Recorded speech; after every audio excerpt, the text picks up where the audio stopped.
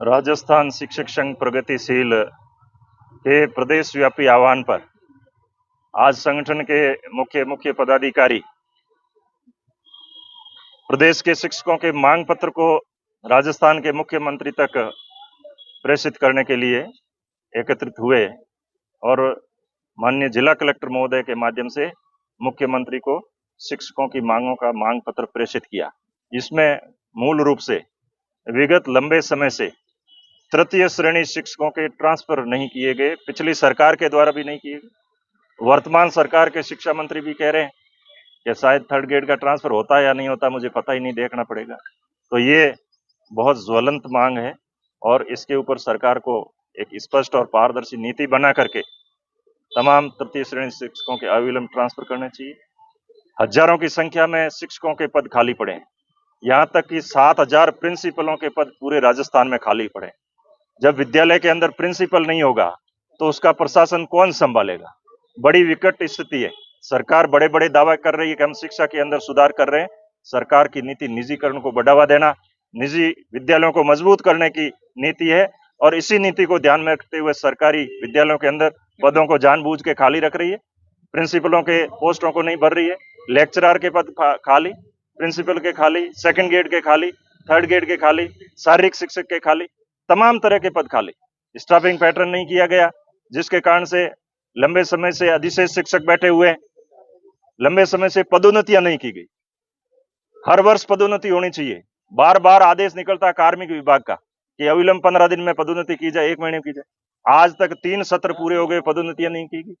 इस प्रकार से बहुत सारे शिक्षकों की वाजिब मांगे लंबे समय से विचाराधीन है। सरकार का कोई भी अधिकृत अधिकारी या मंत्री उसके ऊपर कोई गंभीरता से सुनवाई नहीं कर रहा है। इसी बात को लेकर के शिक्षकों के मांग पत्र को आज मुख्यमंत्री को प्रेषित किया है और सरकार इसके ऊपर गंभीरता से विचार करेगी।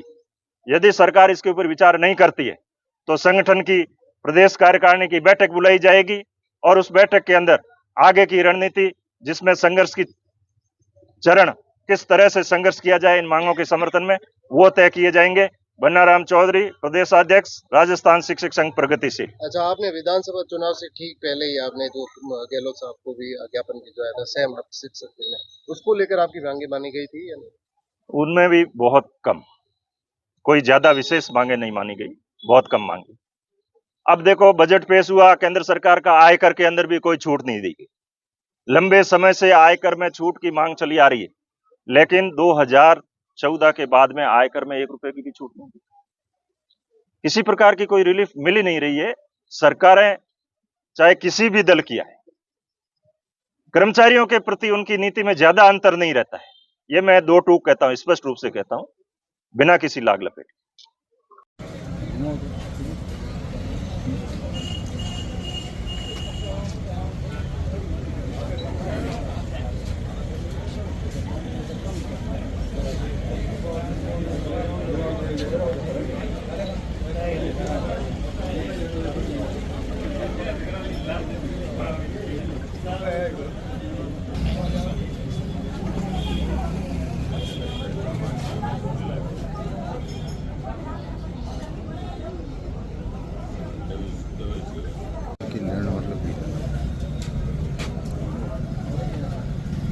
सर ज्ञापन दे दो।